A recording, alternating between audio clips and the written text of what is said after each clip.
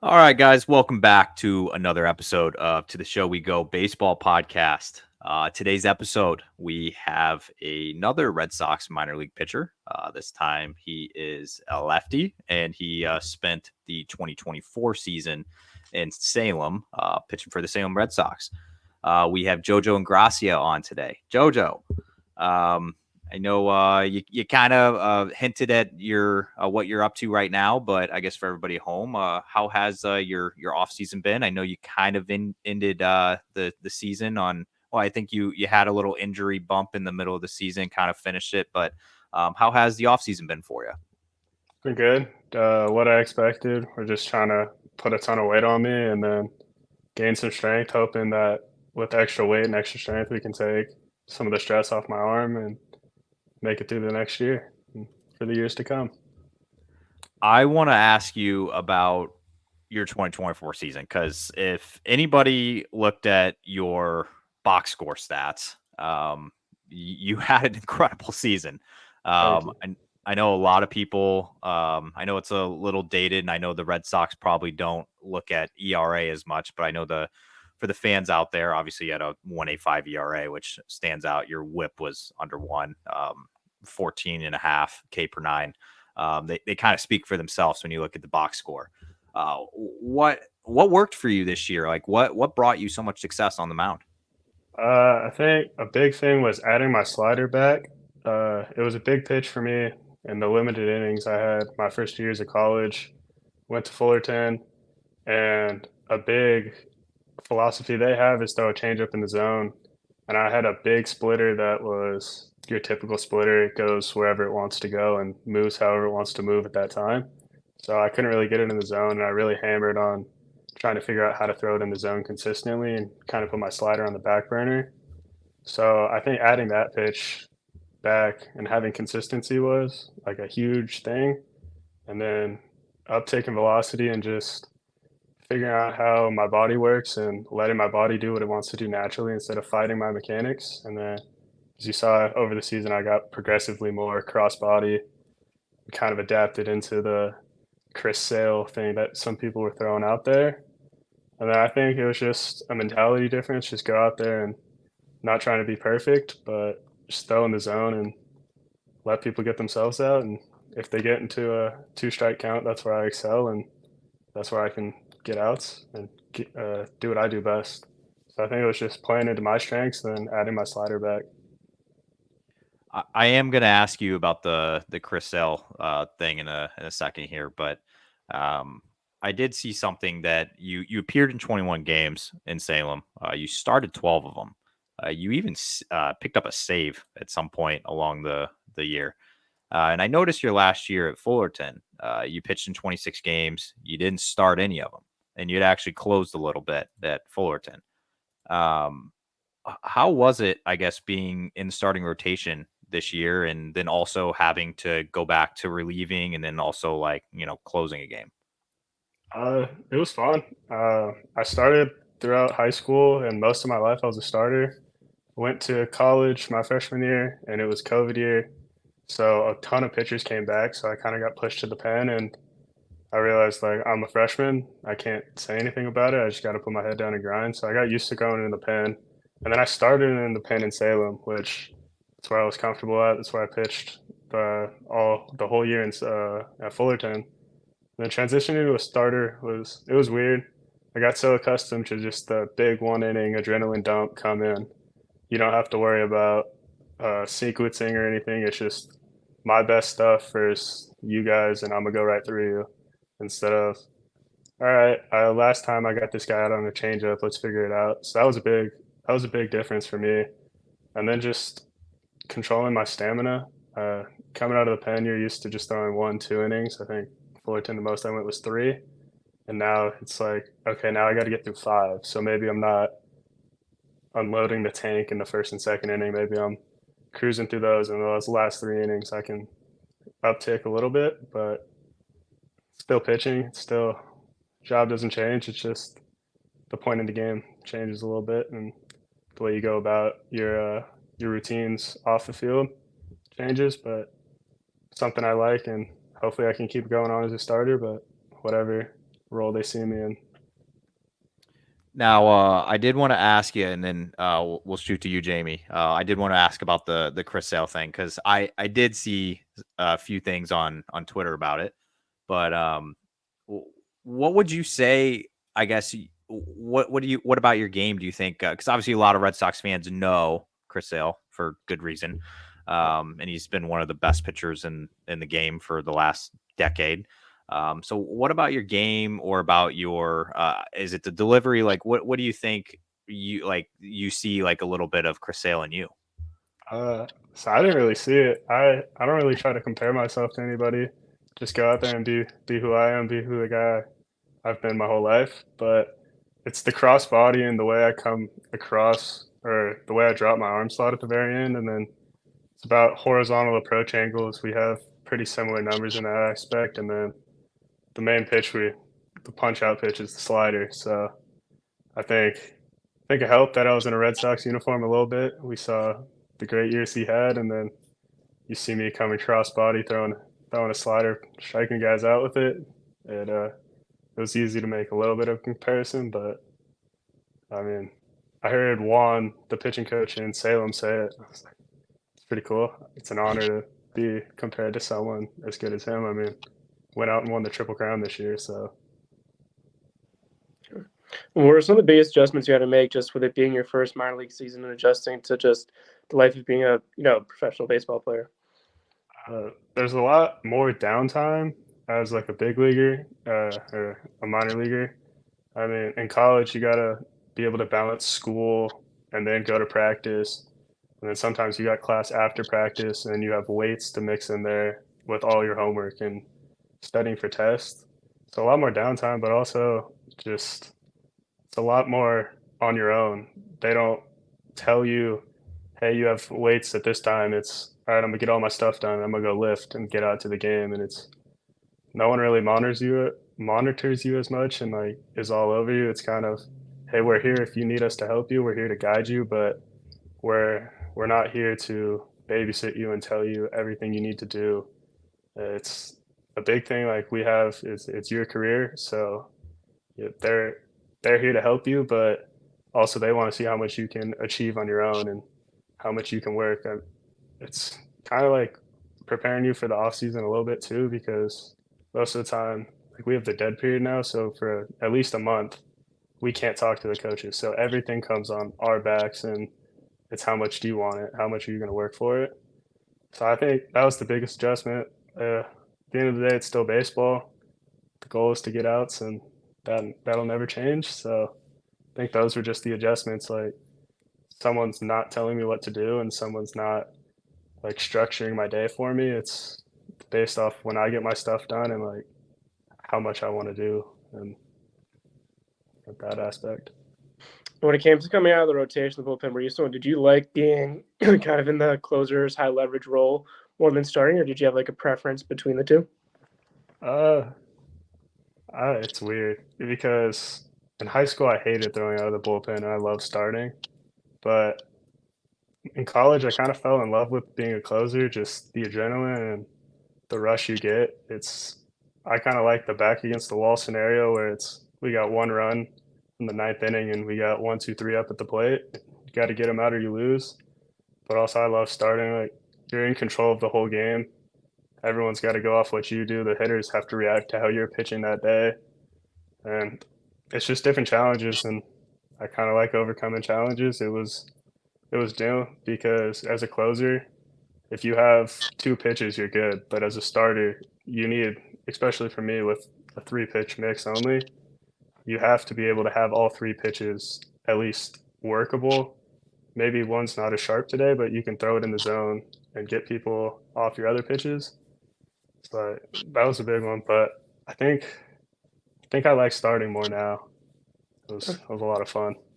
Did you have a walkout song when you were closing, or do you have like a go-to playlist that you would go to? My walkout song for closing in Fullerton was "Big Room Never Dies." It was an EDM song, but that was like the college mindset, get all the college kids hyped in the stands. But here, it was "Nightmare" by Avenged Sevenfold, so it was a complete 180. I kind of don't hate either of those though. Um, I do want to follow up on Jamie's question there. Of it's your first pro season. You're in Salem. Um, what were some of the challenges that you had to overcome about your transition to pro ball compared to college? Like, was it can be on or off the field or both, like whether it's just like the schedule, you're doing 6 game series, so you're in one place for 6 days now, or it could be living with roommates that you didn't really know before, or it could just be the competition you were facing. Like, what kind of things did you like okay, like this is a little different?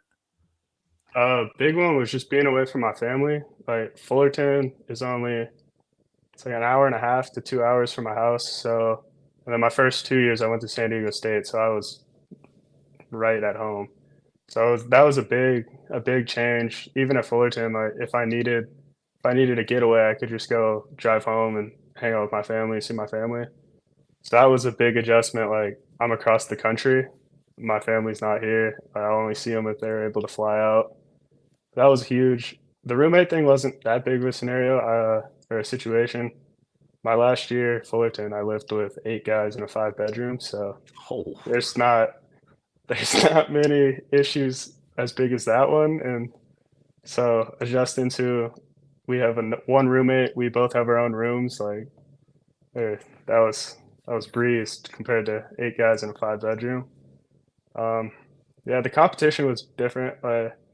In college, you'll see like the bottom 3 guys usually aren't your best hitters. You can beat them with some mistakes, and then now if you make a mistake, more than likely it's going to get hit hard, and they're gonna capitalize and they're gonna punish you for making that mistake. So it's not being too perfect, but it's also finding the balance where all right, I'm not leaving my fastball middle, or I'm not leaving my changeup up, or something like that. um, I did want to ask too, is I said earlier, you look at the stat sheet, it's pretty good, and you struck out 93 guys in 58 innings. When did you kind of realize throughout your season that your strikeout numbers were getting pretty high, and that your K per nine was probably the highest on the team? Like, when did you kind of like reach a point where you're like, okay, like I'm having some success here in pro ball? I try not to really look at stats. If you look at my first 2 years in college, they were pretty rough. So I beat myself up a ton over that. So my goal, especially being brand new, being my first year, I was trying to just stay in my lane and do what I can do and do what I can control. And I can't control the stats once the game's over. So I was trying not to really look at it. But one of my friends brought it up at the end of the year when I was still hurt. He was like, we were playing PGA Tour, and he was looking at my stats, and he was like, "Dude, you still lead the team in strikeouts, and you haven't pitched in a month and a half." And I was like, "Oh, I, okay." Like I didn't know. I knew I was striking out a fair amount of guys because I went on a run where I was striking out like 8 guys per game, but I didn't know where I was at or compared to anything like that. So that was the moment I found out, and I was like, "All right, like I'm doing pretty well." Yeah, and I was also in regards to just like you did get hurt for a little bit, that like you said you hadn't pitched in a month, so well, I guess how was that, I guess, dealing with the injury and ultimately coming back? It was frustrating, but my sophomore year I got hurt and missed the entire year. So my goal was just to at least come back at some point. And we had a great training staff in Salem that was just giving me my plan, and we'd go in and work every day. And whether that be one of them come off the field and one stays out there to watch the other guys getting their early work in, and they come in and work with me. But it was frustrating to get hurt, especially when I was at the time I got hurt. It was All-Star break. Felt like I was doing pretty good, possibly could get promoted. So I feel like the timing was more frustrating. I know people are bound to get injured. If you look at Walker Bueller, he got hurt back-to-back years, Tommy John twice, and he's pitching in the World Series. So I knew like I'll be able to come back from it. It wasn't major. It was a muscle strain and or inflammation. So it was just kind of put my head down and work, but I was frustrated in the moment, especially like wanting to come back and pitch. And I felt healthy at a time where they were saying like, there's no point to rush. So that was a big frustration part for me. Like I love playing baseball and I love pitching, and sitting there watching on the sidelines was tough, but I realized like they have the best in mind for me, and they're trained medically and I'm not, so the best idea is to listen to them and not try to force anything. All right. Jamie, I'll throw to you because I got a completely different topic. Yeah. And so how would you say the Red Sox have helped you grow your game, since the day you joined the system, up until now? Uh, well, big one, helping me figure out the consistency of my slider, and then kind of forcing me to grow up and be an adult and realize that, all right, this is what I've wanted to do, and they've given me the ability to be able to do it, but it's also on me or my shoulders to do it. And then just they've been supportive, helping me through everything.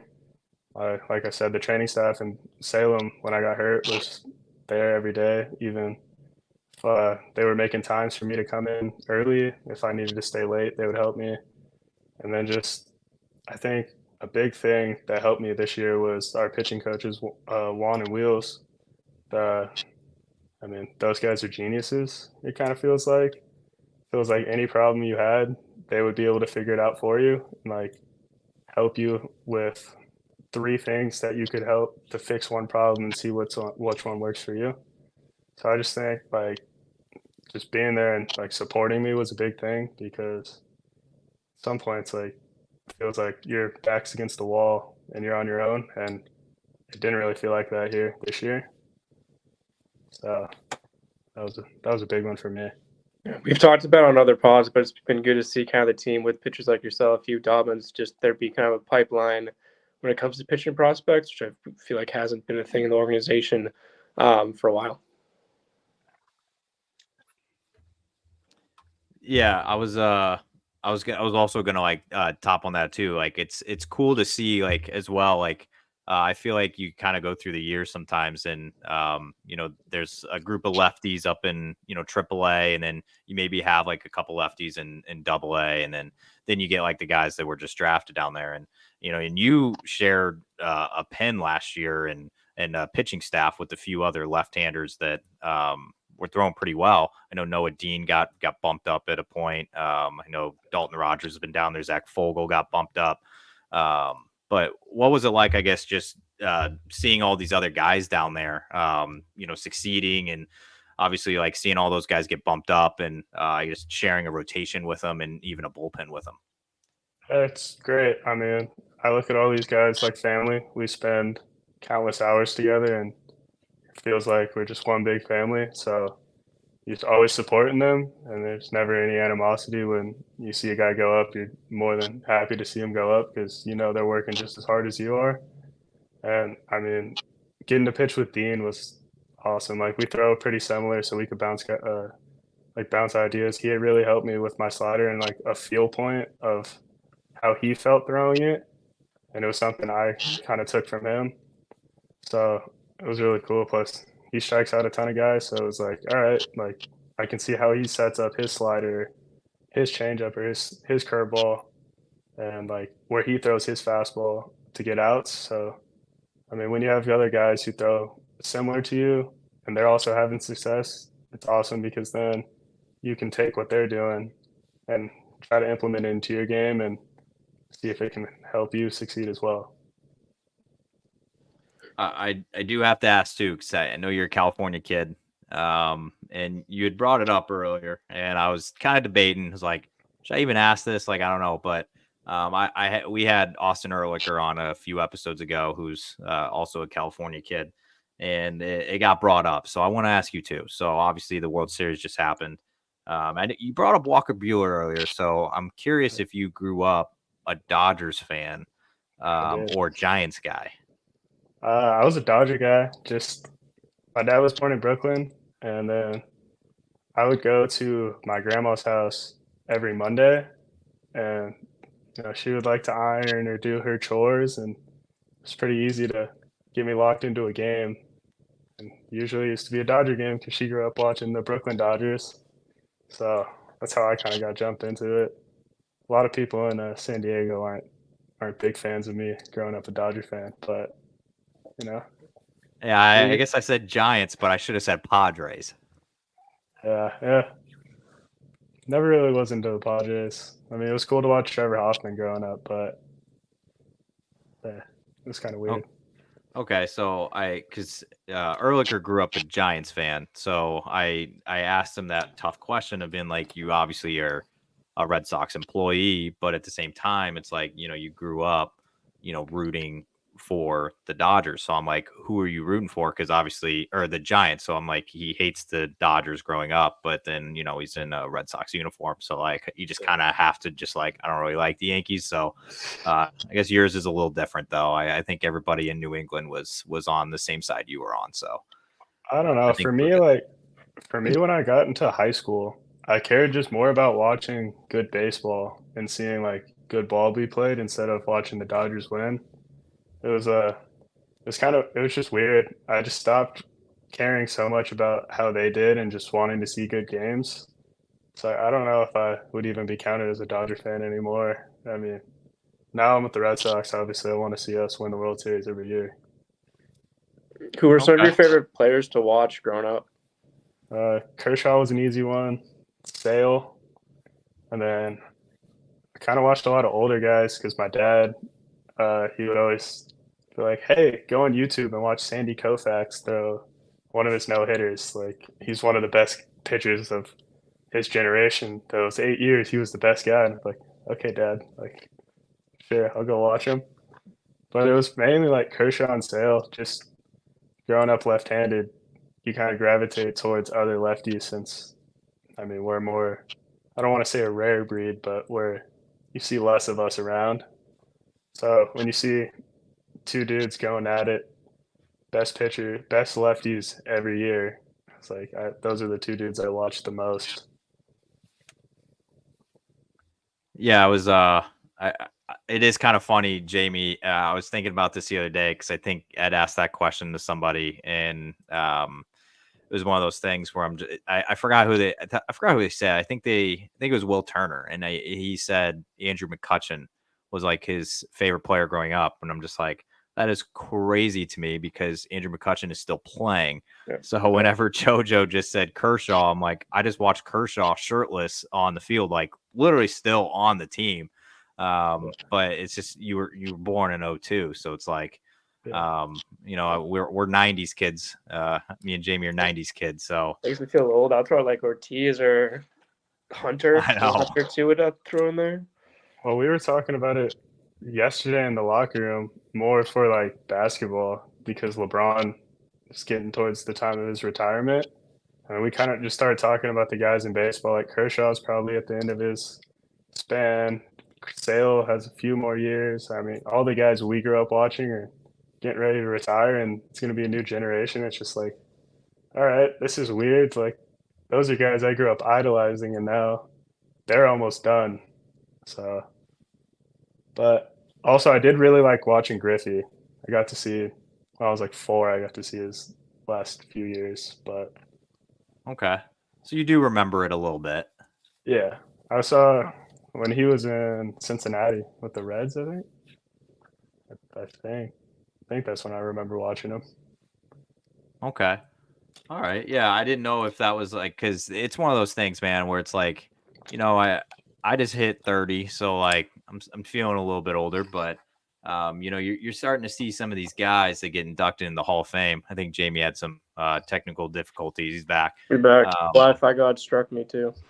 It's all good. But you see some of these guys now, like every year the Hall of Fame ceremony comes around, and you're just like, holy cow! Like Joe Mauer is a guy that Yeah, like I was playing MVP baseball back in like 2006, 2005, and it's like I was using Joe Mauer. I still Um, have the '07 show where he's the cover. that's '07, the show. Okay.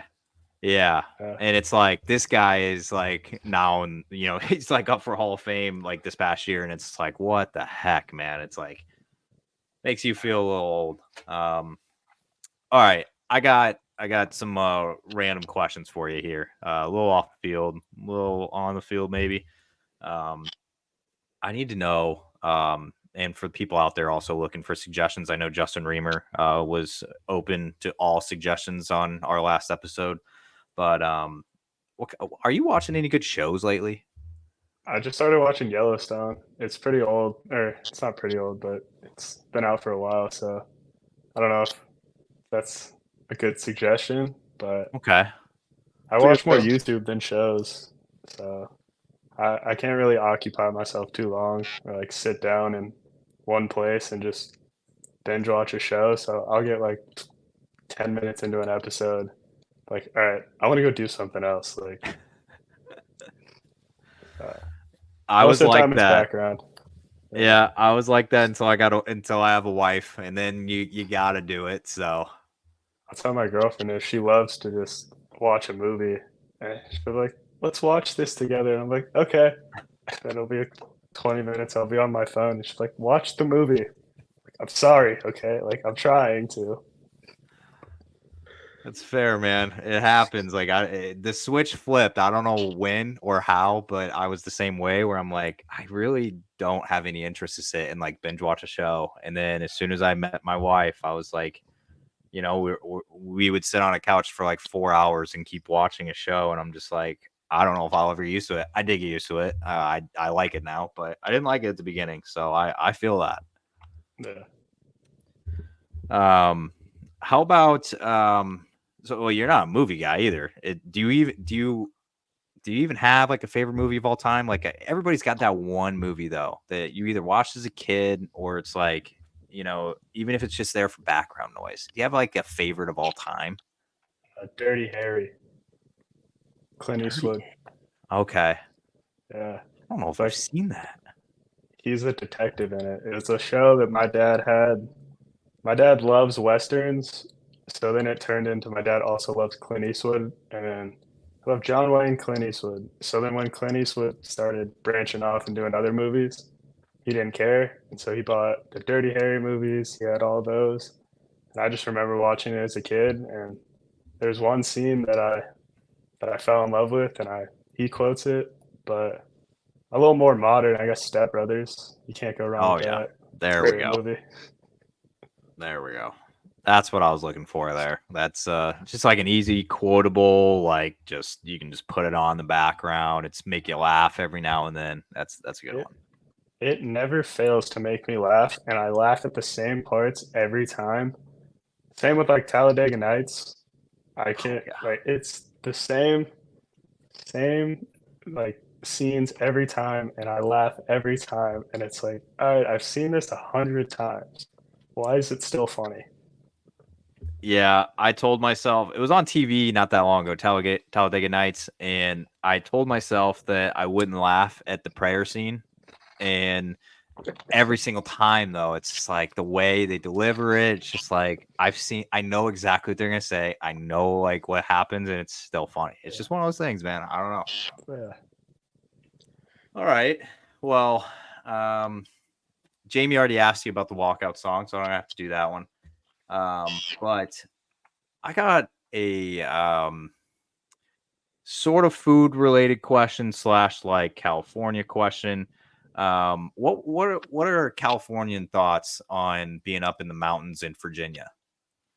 Uh, I liked it. I mean, it was different, but it was peaceful. It was quiet. I think a big thing for me was I went to Alaska for my freshman year of summer ball in college, and I kind of fell in love with being in like the wilderness and being able to like hike and just let go of everything that's going on outside. So being surrounded by it was awesome. And then I mean the views from the field in Salem, you look out over right field and there's just a mountain with trees covering it. It's like you can't beat this. Okay. I know California's got some good views out, kind of out like Eastern California, but Yeah. I still have that on my bucket list to get out there. But I've driven through the Virginia mountains before. They are beautiful. All right.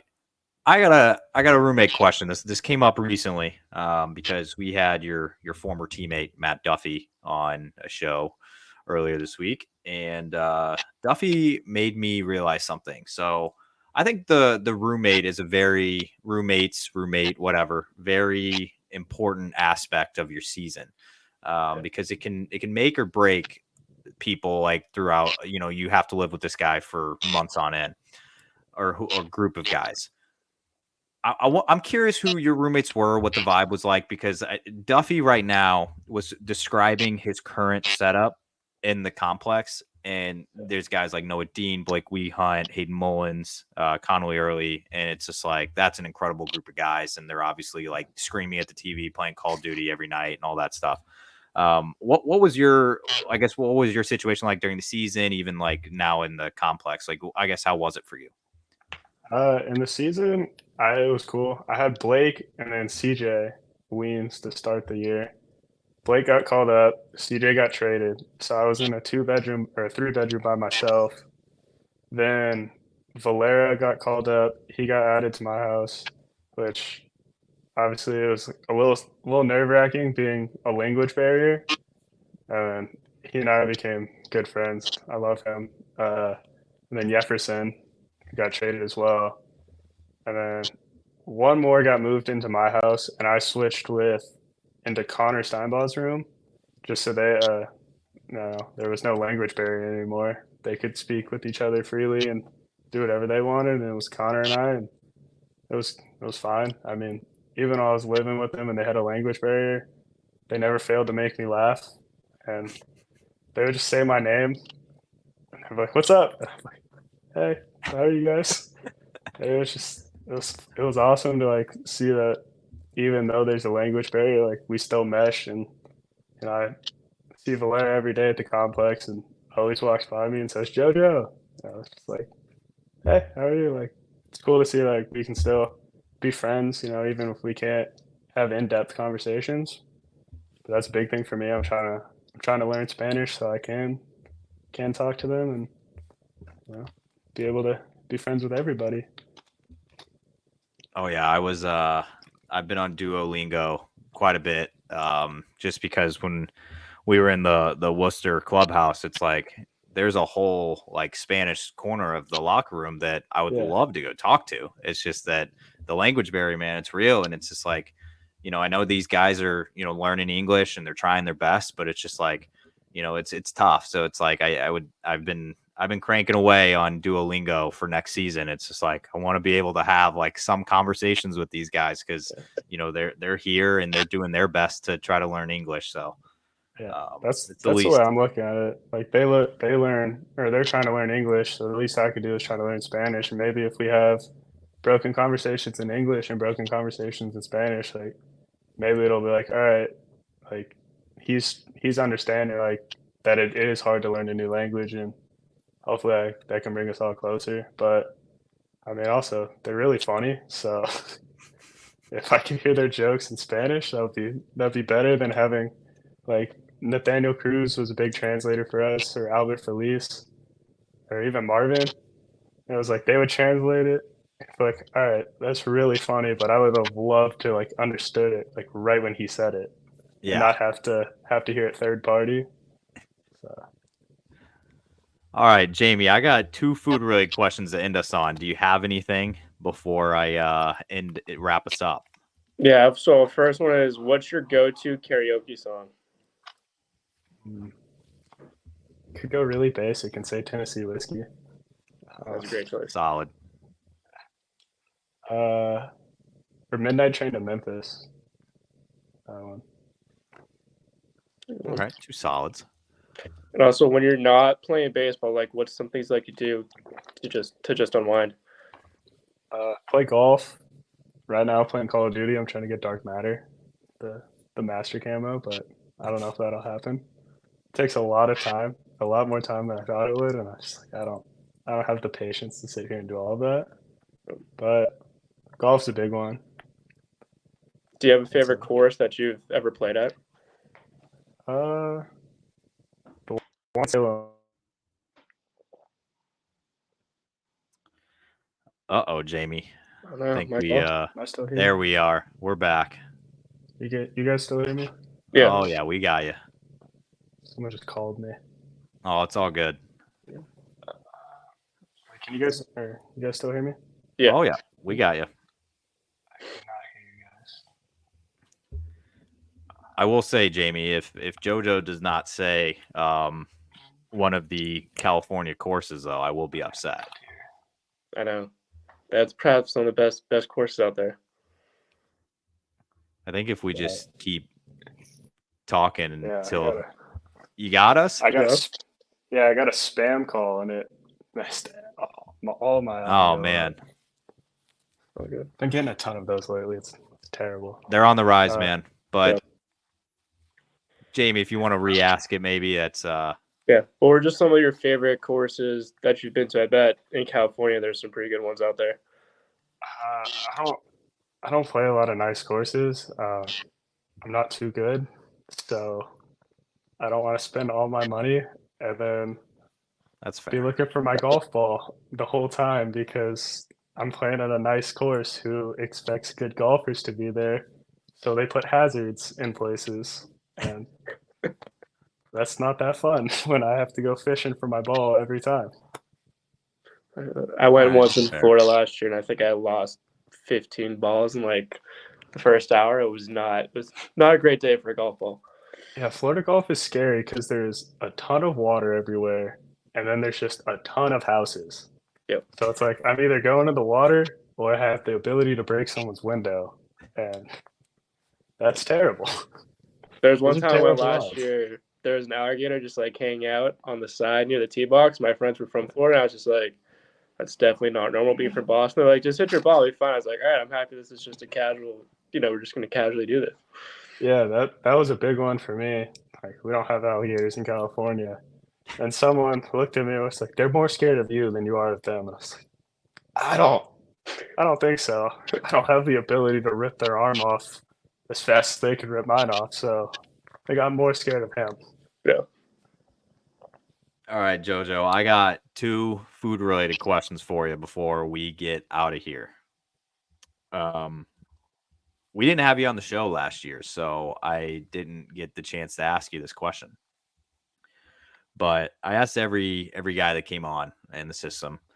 And you're a California guy, and you also lived in Virginia for a little bit there, so I'm going to trust you on this one. It's about fast food fried chicken places in particular. If you had every single option as an option for you to go to, and all of them were right there, got to have a drive-through, what place are you going to? Canes. No So question. fast. No question. That was so fast.